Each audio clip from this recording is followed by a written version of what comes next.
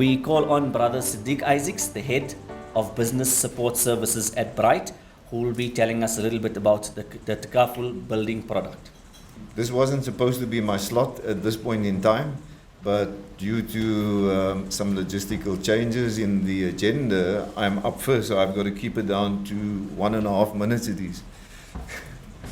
So basically, we wanted to introduce this later on, but because we've had to change the agenda slightly, I'm going to just touch on one of the other products that we're launching today. So today really is the unveiling of the first group family Takaful product in South Africa. But at the same time, the Takaful operations in Bright, South Africa, have also put together another product, and it's a short-term insurance product. It's a building product, and you will find in your pack there is a copy of the building product that we're also launching today. And this building product is directed towards religious institutions. And it is specifically designed around the requirements of any religious institution buildings only. The rest of the covers are provided in our standard products, but this one is special because of two issues.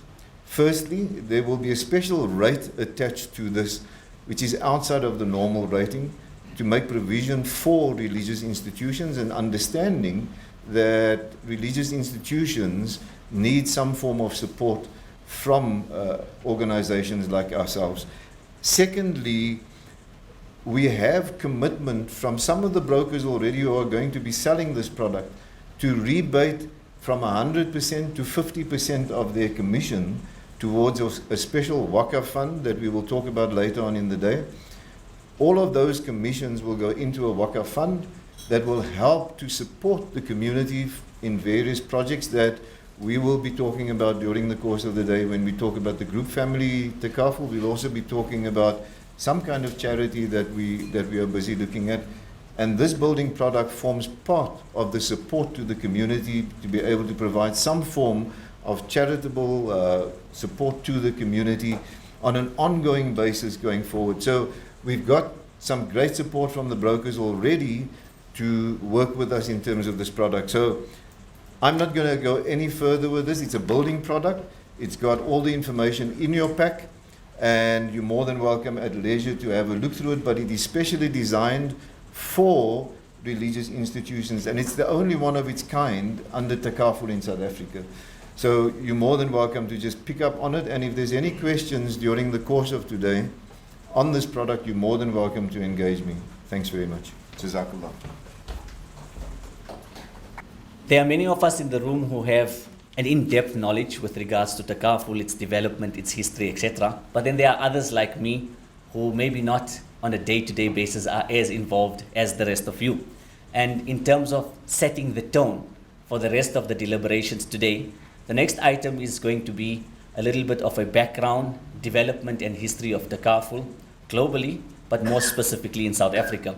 For this, we're going to call upon Mufti Ahmed Suleiman, who completed his Alim and Mufti courses at Darul Uloom Zakaria, a religious seminary here in South Africa. He then served the Jamiatul Ulama KZN, the Council of Muslim Theologians, in another province of South Africa, KwaZulu-Natal, for 3 years as a member of the Fatwa and Judicial Committee. Mufti Ahmed is well. Alhamdulillahi Rabbil Alameen, والعاقبة للمتقين والصلاة والسلام على سيدنا محمد وعلى آله وأصحابه أجمعين. قال الله تبارك وتعالى في القرآن المجيد: وتعاونوا على البر والتقوى ولا تعاونوا على الإثم والعدوان. صدق الله العظيم وصدق رسوله النبي الكريم ونحن على ذلك لمن الشاهدين والشاكرين والحمد لله رب العالمين.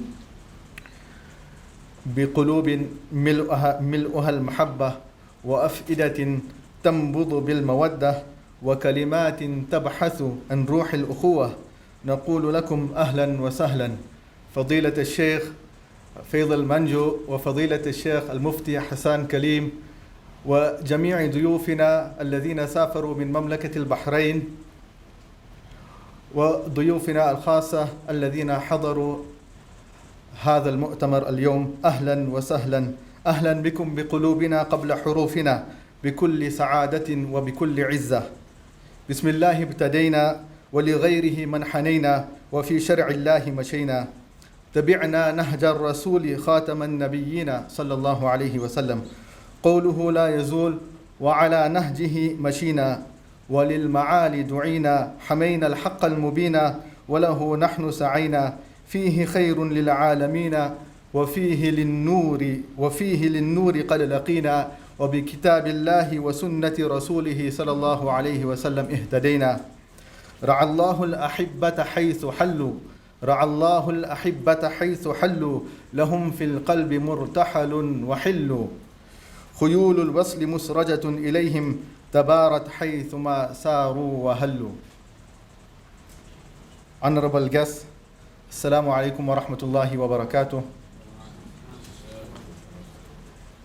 My task before you today is to present to you on the historical developments of Takaful in South Africa.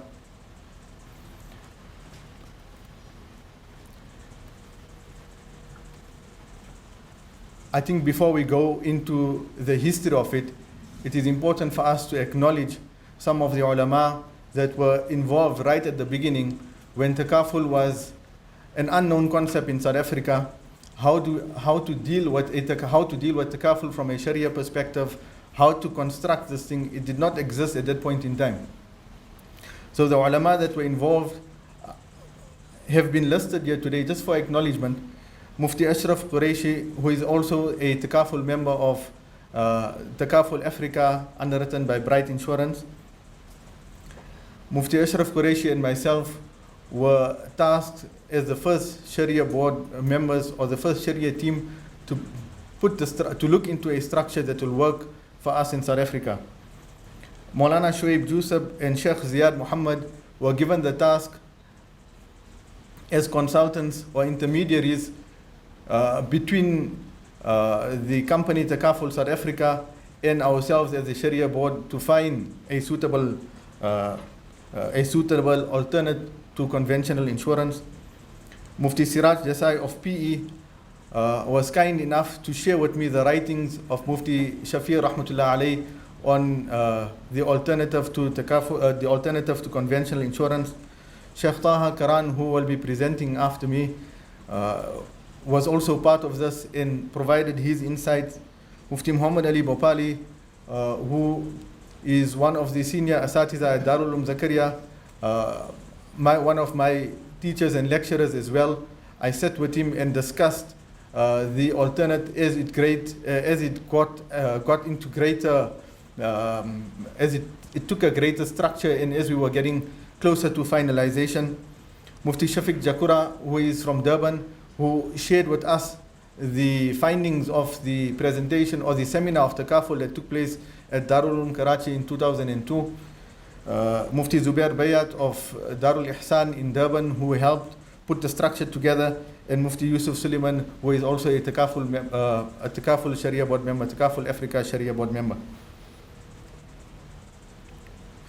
So the question that was asked by one individual, isn't it time you got covered the Islamic way? This individual, I see him sitting here, he is present today, Oais Jasad.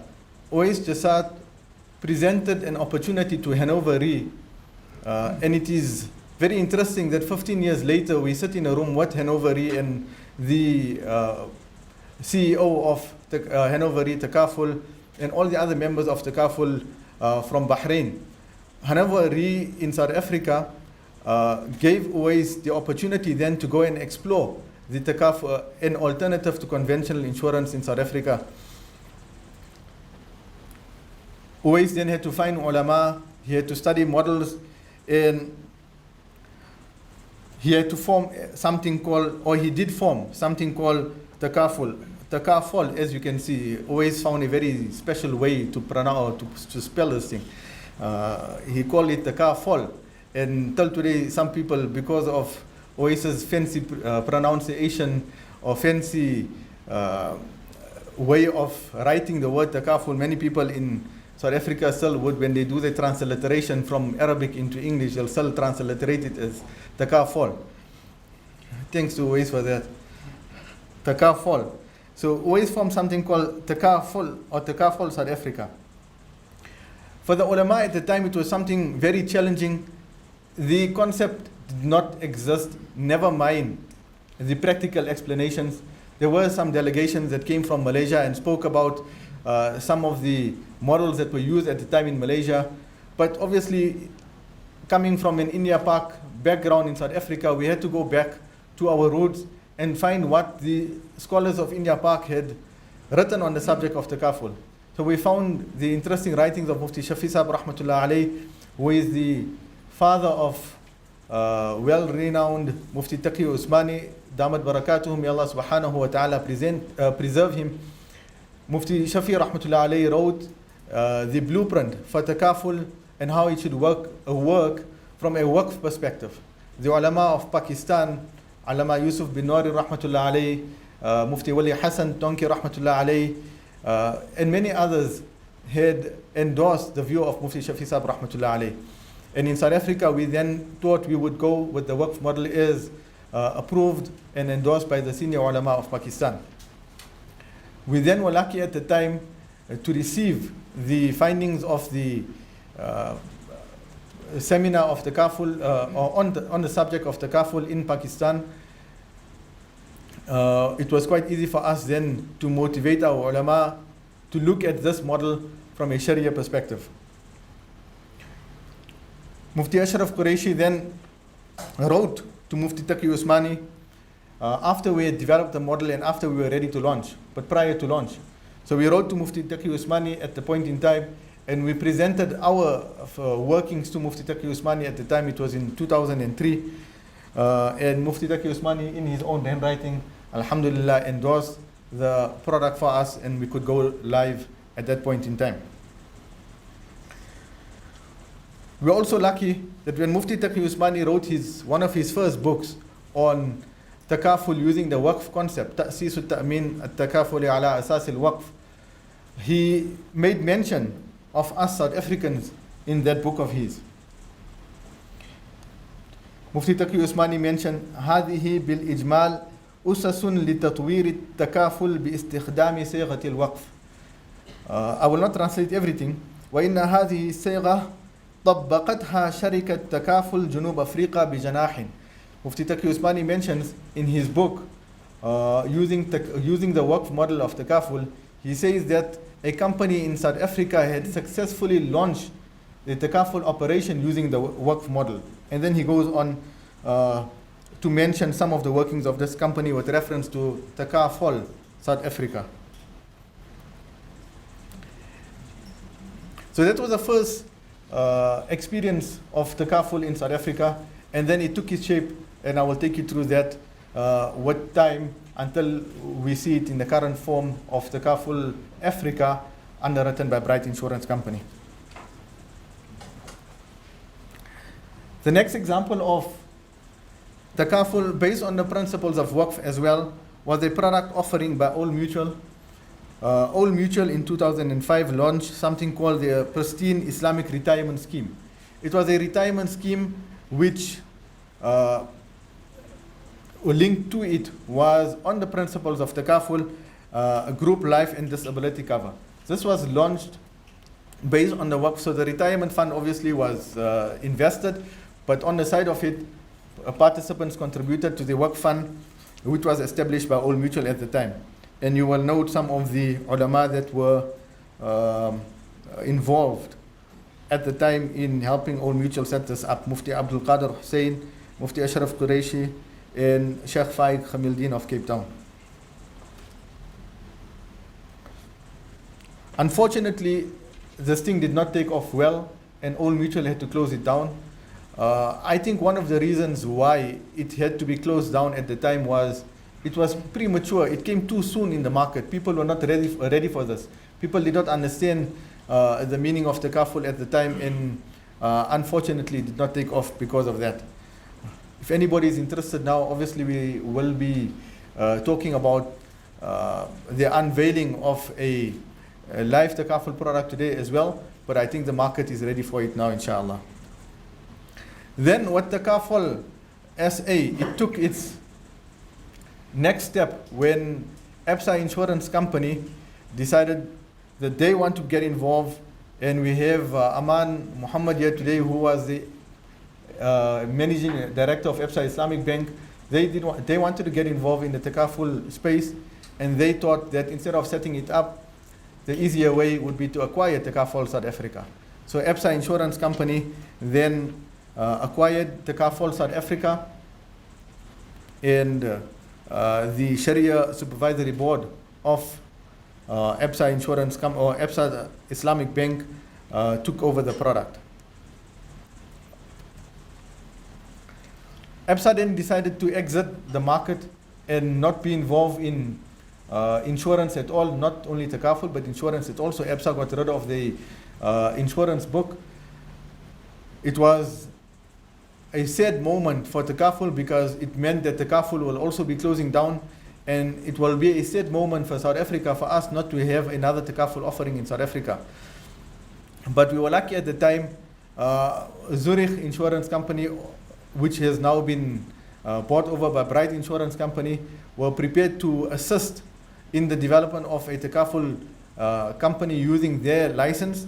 So as you can see, a company by the name of Takaful Africa was formed, and Takaful Africa then constituted its own Sharia Supervisory Board of ulama, Mufti Yusuf Suleiman, Sheikh Taha Karan, Mufti Zubair Bayat, and Mufti Ashraf Qureshi. These were the members that helped Takaful Africa, using Bright's license, to come up with a Takaful structure for South Africa. So alhamdulillah, it was a smooth, the market did not feel it. It was a smooth transition, although some people would still feel that, from EBSA it transformed into Bright. It actually closed at EBSA and restarted at Bright. But the transition was so smooth that alhamdulillah, the market did not feel it. It closed on one day and opened the next day. Takaful in South Africa did not stop there. We have a company called GIC, or General Insurance Corporation of India. They are a reinsurer in India. They have a re-Takaful model in India, and I've put up their re-Takaful certificate, Sharia certificate, on the screen in front of you. You will note some of the ulama, including Maulana Khalid Saifullah Rahmani, who is on that board. The company GIC Reinsurance decided that for the Africa operations to create a re-Takaful offering out of South Africa. So they successfully managed to launch their product towards the end of 2017, and they are now 1 year in the space offering a re-Takaful product out of their business. So this in brief is the history of Takaful as a concept and practice in South Africa. And alhamdulillah, today is a great day for us to see that we will be taking this concept of Takaful to greater heights, opening up the market for the Muslim community, opening up various products. And Jazakumullahu khair to all that have been involved in the past and to all that will be involved in the future. Jazakumullahu khair. Wassalamu alaikum wa rahmatullahi wa barakatuh. We say Jazakumullahu khairan to Mufti Ahmad Suleiman for that introduction, giving us a little bit of the history and development of Takaful in South Africa. That being said, Mufti alhamdulillah was kind as well to welcome our guests, their first language being Arabic. And as I mentioned earlier on, I did the unofficial welcome. For the official welcome, we have Mr. Colin Molepe, the CEO of Bright Life Insurance Company, and the Deputy CEO of Bright Insurance Company. We call him Mr. Colin Molepe. Good morning and salam. And it's a great deal to be here with you this morning. And I guess on behalf of the Fairfax Group of Companies and the Bright Africa Board, would like to really welcome you into our humble home. To the Hanover Re Takaful team as well, welcome to you. Welcome especially to the Sharia Board, both the ones that have traveled from abroad and to the Sharia Board of South Africa. We also welcome the organizations that are working in the various communities, the Takaful brokers, and more importantly, everyone that is with us this morning. I must tell you a small story, and Sadiq mustn't kill me, but I've always been interested in the Islamic community for a number of reasons, and I say this with a lot of great deal of respect that if I wasn't married, because it would feel like a hijack if I converted from Christianity to Islam now, because obviously we grow up in a particular setup as individuals, but you admire certain things. As I've been traveling around the world, particularly in the Middle East, observing the religion has been something that I take with awe. In particular, the respect, if you wish, of religion, how it's observed and how it's practiced is something that I really take very kindly. So I think today it has been mentioned that launching the first group family Takaful Life product in South Africa is something that we at Bright Life are particularly proud of. And I will tell you again small story as I read the product. In December of 2018, generally we would actually donate funds to the South African Insurance Association to do community education. But last year I said, would like to do something differently. Would like to actually get into the communities ourselves to understand the communities. One of our ambition as a business is not to do insurance in a normal and usual way. And I think this particular product on the family Takaful Life is but one of the ways in which we are going to do that. So when we are in Rustenburg, people say, are you launching a product? I say, no, we actually want to understand what is it that people want. Because part of our ambition is not to have a product that's exactly the same for different communities.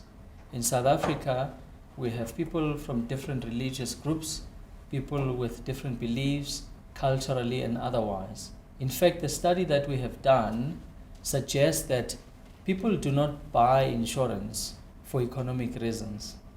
People don't buy insurance because of they have something that they want to get out of it per se.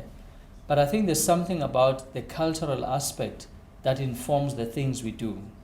So if I look around the different provinces of South Africa, people in the Eastern Cape observe, for an example, a funeral event differently to the people in KwaZulu-Natal, and so is the people in the Free State and Rustenburg. So part of our ambition is basically to create products that are responsive to the communities, not what we as an insurance company want to achieve. And therefore, what is going to be launched and unveiled today is but a great deal of business for us. I think the approach that Sadiq has actually been championing and working on resonate with us in a number of ways, because our ambition as Bright Life is to offer products to the mass market, but we want to serve mainly those who are financially excluded, uninsured and underinsured in our communities across the breadth and the length of the country. In conclusion, we believe in partnerships. As you can see, Bright, there is a symbol there. That symbol symbolizes partnerships. We partner with people that we have a lot of respect for, and with people that we believe will add value in what we are trying to champion. As we partner with yourselves this morning, we are saying you have insights and information and knowledge that we as Bright may not have. And therefore, your role in developing this particular product and many more that we are about to launch is quite important. We believe in partnerships, and there is no superior partner in the relationships. We actually equals, because we understand that what you're going to be doing and playing in this regard is quite important. So on that note, Bright is proud to be associated with yourselves, Hanover Re Takaful, and to the greater Muslim community. Welcome to our humble home, and we're looking forward to doing business with you. Thank you. Moving forward with the program, Mufti Ahmed, in his presentation on the history and development of Takaful in South Africa, referenced the interplay between Waqf and Takaful. Our next presentation is going to be a conceptual framework of exactly this, the interplay between waqf and takaful. The person presenting has graduated from a religious seminary as long back as 1991. If I look at my young friend Zahuddin, I'm not sure if you were around back then. Then furthered his studies at the Higher Institute of Islamic Studies in Cairo, graduating in 1993. Has served as a member of the Religious Edict Committee, the Fatwa Committee of the Muslim Judicial Council in the Western Cape since 1993, and currently is the head of the Fatwa Committee since 2015. Is also the founder and principal of a religious seminary in the Western Cape, known as Darul Ulum Al Arabiya Al Islamiyya, based in Strand. Since 1996, he served as the chairperson and member of several Sharia boards of South African financial institutions. I call on none other than Mufti Toha Karan. Alhamdulillahi Rabbil Alameen wa sallallahu wa sallam ala Sayyidina Muhammad wa ala alihi wa sahbihi ajma'in wa ba'd. Assalamu alaikum wa rahmatullahi wa barakatuh. I've been asked to speak about the interplay between waqf and takaful. I don't think one can adequately discuss this topic without a little bit of a historical background. Not the entire history of 14 centuries, but just as late as colonialism, post-colonialism, up to the present day and age. One of the major impacts that colonialism had on the Muslim world was that for over 1,000 years, Muslims had been living in their own countries, governing themselves by the Sharia, ruling their own polities. And then the West sailed around the Cape of Good Hope, where I'm from, and entered the East from literally the back door, and colonialism ensued as a result. It meant that nations that had once upon a time been governing themselves by their own law now had to see their law being jettisoned from the courts of law, now had to see their laws being replaced by Western laws, Western overlords, and that continued for 300-400 years. The presence of the Muslim community at the southern tip of our continent is a lasting indication of the effect that colonialism had on the Muslim world, on the non-European world at large. During this period, it was a matter of great consternation to the Muslims that whereas by their religion they are supposed to live according to a certain law, the law that was emerging and was being applied from the courts of law is not their law. So their law receded into a very private space where Muslims would continue to govern themselves according to their own law privately. However, at the level of legislation, government legislation, a different law would be applied. So we had a kind of a legal dualism, which continues up to the present day, where a Muslim, in terms of his own religion, would regard himself as governed by one law, and then his country has a different law which he has to abide by as well. So specifically, in that, against that backdrop comes the issue of commerce, the issue of contract law. There are areas of great similarity, and then there are areas in which the laws are going to differ. Western laws, be they French laws, be they English laws. In any event, when colonialism came, when the West came to the East and colonized it, they left behind, by the time they departed, they left behind several institutions. Now, Muslim communities were by no means not active in the commercial sphere. In fact, they were so active that there was a time when the entire Mediterranean was virtually a Muslim lake, and commerce had been operated by them over and above everyone else. And they were doing that in terms of their own law. But now the West had come, and one of the major institutions that it left behind, one of the major impacts that it left behind was institutionalization of commerce.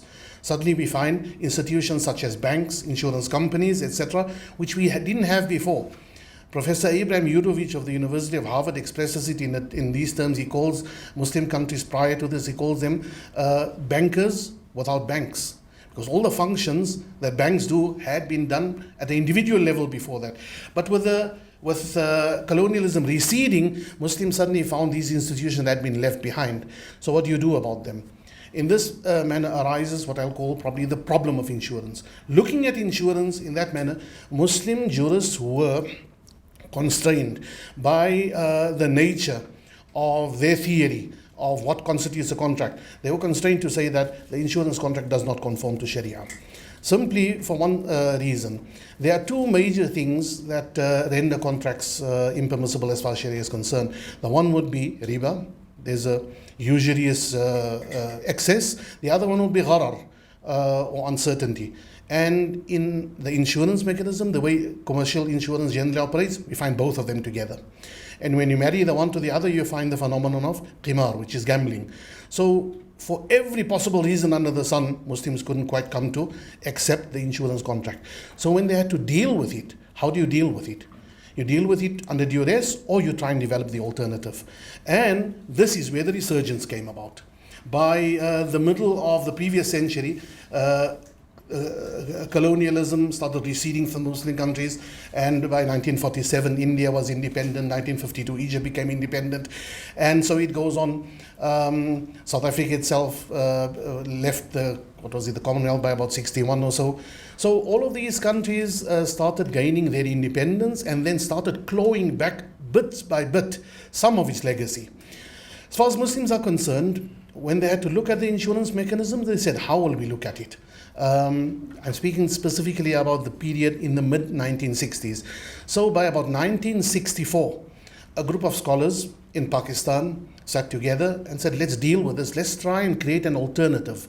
There is a natural versatility within Islamic law, which is not going to mimic, but is going to create an alternative. So they sat together at more or less the same time, 1965, 1966. In the Middle East, scholars were also putting their heads together and trying to find alternatives.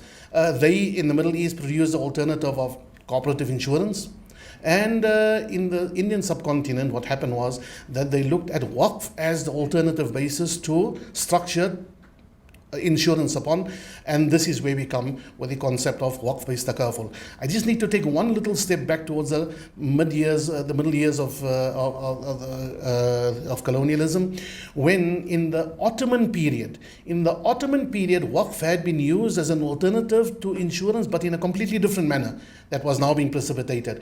What was being done under the genius of people like Mufti Abu Saud al-Imadi and others, they started looking at the cash waqf endowment, the cash endowment system, to be the alternative to a number of Western, shall I say, products. However, at that time, the Ottoman Empire was on its last legs, and it was probably a matter of too little too late for it to become, to actually have traction and establish itself. So by the 1960s, we were back at the drawing board. Looking at the drawing board, what the ulama came to at that time, the scholars came to, was that there are several problems that we have to overcome. Broadly speaking, we can divide them into two areas. One was the problem of design of the product. How would this product be designed?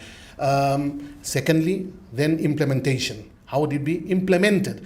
So in terms of design, there are, broadly speaking, four problems that came about. Number one, your alternative system of insurance now has to have a certain reciprocity. There must be a give and take about it. There has to be a give and take. But if the give and take is commutative, is as commercially commutative as it would be in a general insurance contract, then we haven't reinvented, or rather, we've just reinvented the wheel again. It's the same problem. So we're going to face the problem of riba once again. We're going to face the problem of gharar and uncertainty once again. And we're going to marry the two together and once again have a situation of qimar, or gambling. So that type of reciprocity will not work for us. So we have to have an alternative type of reciprocity. Second issue would be that if we are going to look at waqf, what is the entity, what is the type of a form of property that will be made waqf? Because generally when we think of it, waqf, or this type of endowments in our society, because of the manner in which Islamic law came to be perceived during the colonial and post-colonial period, generally we find ourselves unable to imagine a waqf except a building which is endowed for the purposes of a masjid, of a mosque. We cannot generally think beyond that. So what is it that's going, what form of property will be made the waqf in itself? And then that form of property has to have, by nature of a waqf, has to be able to yield continuously. Must be able to have a continuous yield. That's problem number 3. And lastly, any form of insurance is going to run on premiums. That's going to be necessary. You cannot have it without that form of premiums. So ownership of the premiums. Where will ownership be vested? So sitting around the table at the time, working at the blueprint. Ulama looked at it. They looked at reciprocity. How are we going to find a mechanism to produce the reciprocity that will allow the product to operate smoothly in the market? In terms of that, they said that's exactly why we went to Waqf, because Waqf is programmable. Waqf is by its nature programmable. There's a legal maxim in our fiqh, in Islamic law, which states that Nassul Waqif, Shartul Waqif, ka Nassi Shari'. Once a person who makes a waqf has imposed a certain condition on that waqf, then that becomes as enforceable, legally enforceable, as if the legislator, which generally refers to Allah Ta'ala himself, as if it was divinely made. The waqif has a certain leeway. The creator of the waqf has a certain leeway to impose conditions on how this waqf will operate. Very much similar to any kind of trust these days, where the creators of trust impose all sorts of conditions on the trust, programs the trust in order for it to operate in the intended way. So that has been built into our fiqh, into our law, our jurisprudence a long time ago. And this very elasticity, this very versatility makes it usable, very useful in this regard. So by virtue of the maxim that says the condition of the waqf creator is as legally enforceable as the decree of the legislator himself, step one was overcome. Step two then, what is the type of property that will be made waqf? In this regard, they said, well, money will be made the waqf itself. A certain sum of money will be set aside, which created a certain problem. And that is that this was subcontinent that we are speaking of. And in the subcontinent, generally the Hanafi school holds sway. And the carried opinion of the Hanafi school is that money by its very nature cannot be made waqf. A number of other things can. Land can be made, buildings could be made, but money cannot be made. So how do we solve this problem? How do we overcome this one? This problem was overcome by, first of all, considering the fact that this is an opinion amongst the various differing opinions within the broader spectrum of our fiqh. Within the Hanafi school and outside of the Hanafi school, there are there are alternatives. For example, Imam Muhammad ibn Hassan Shaybani, the student of Abu Hanifa, has the view that once money is accompanied by a general practice, ta'amul, and then the waqf, the making of money as waqf becomes so widely practiced, then that the making of it as waqf is acceptable.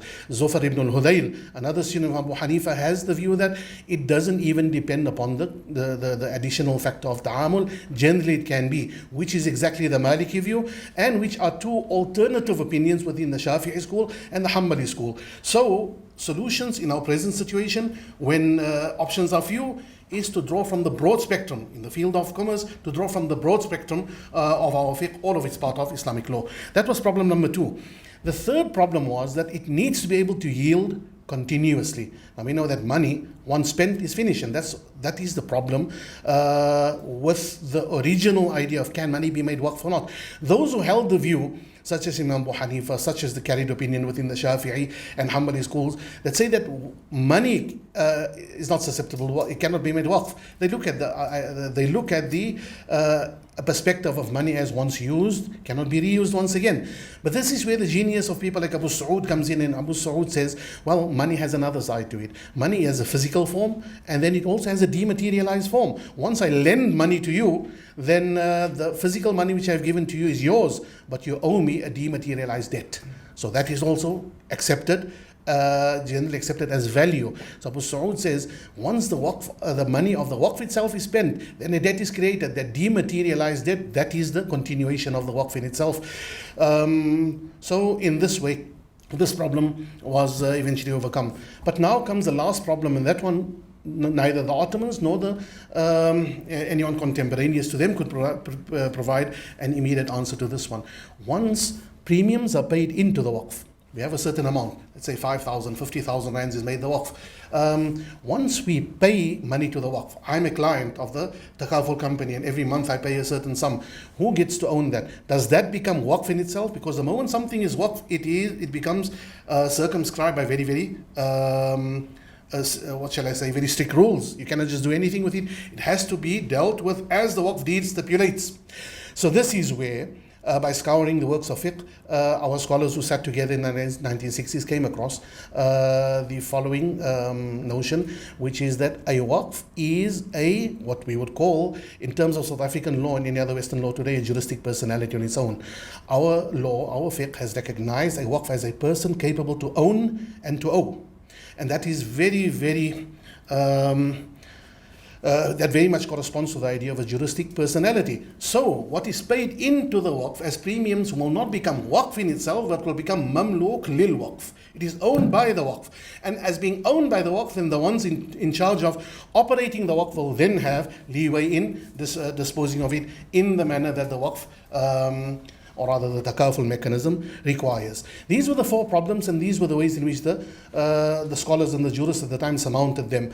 But all of this, unfortunately, was simply theory. Simply theory. When we are speaking about 1965, 1964, at that time it was only theory. Scholars were looking for ways to provide alternatives, but it depends upon the other side of the problem to actually bring it to the market. The other side of the problem is what? Who is willing to take this very risky new product to the market? And risk is the key word here, because that's what insurance is all about. Avoid great risk, and when the risk is lower, then that's what you go for. And this is an untried, untested product. So how is this business essentially based upon knowing when to take the risk? How is it going to do this here? Take an untried, untested product of a group of people who are saying we have an alternative, but we haven't proven it yet. When is it going to happen? How is it going to happen? So from 1965 up to 1999, up to 2000, it was merely a theory, lying somewhere in a piece of paper that had not been implemented. The scholars can do only so much. They can only do so much. Thereafter, it depends upon the market. Is the market willing? And this is where we South Africans, we take a lap of honor in this regard here, that the intrepidity to actually bring it to the market happened in South Africa. It happened here. 2002, a conference, symposium was held in Karachi, at which it was once again, the idea was floated, and the idea was, who's going to do it? I suppose Mufti Ahmed spoke about this already, but I cannot resist the temptation to speak about it once again. And the people who were responsible back then for bringing to the market, many of them are present here. Their names have been mentioned. I would have liked to mention them again, but I wouldn't like to seem repetitive at the same time. So those people are here, and to them goes all types of kudos for actually bringing this to the market at that time, with the assistance of others, companies and others making their licenses available at a cost, whatever the case might have been, and the problems that have been there. First of all, certification, thereafter bringing it to the market, and thereafter moving from one company to the other, eventually housed as we are right now under Bright. All of this has been a very, very interesting journey. How interesting? Interesting to the extent that at this moment, South Africa is not the only country doing waqf-based takaful. It is being done in the subcontinent. It is being done in Malaysia, side by side with the other mode of takaful, which is basically directly cooperative. The waqf-based takaful still has a lot to offer, has much to offer. And there are challenges. First of and foremost, one of those challenges is the fact that awareness. People need to be aware of it, because we've become very used to the idea that the moment you see insurance, you run away. Yes, you do because of necessity sometimes do it, but in your heart of hearts, you know there's something wrong with this mechanism, and the ulama have consistently said, not permissible, but what option do I have? No, the options are available right now. What has to be there, the awareness needs to be there, that same intrepidity and courage to actually go into this field that has a track record of several years now. 17 years? I think from 2002, 2003, that's where it started. We are 2019 now. 16, 17 years already, there's a track record.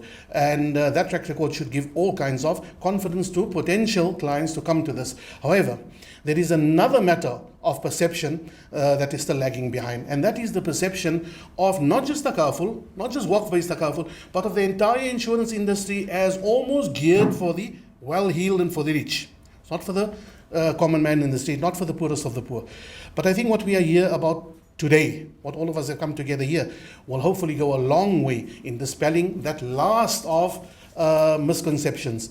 It will go a long way to say that takaful, waqf-based takaful is here to serve the broader community, the community at large, even the poorest of the poor. May Allah Ta'ala bless this venture. May Allah Ta'ala bless all of those who are present here, and grant success to this and all other similar ventures. Wa akhiru da'wana, and alhamdulillahi rabbil alameen, wa sallallahu wa sallam ala sayyidina Muhammad.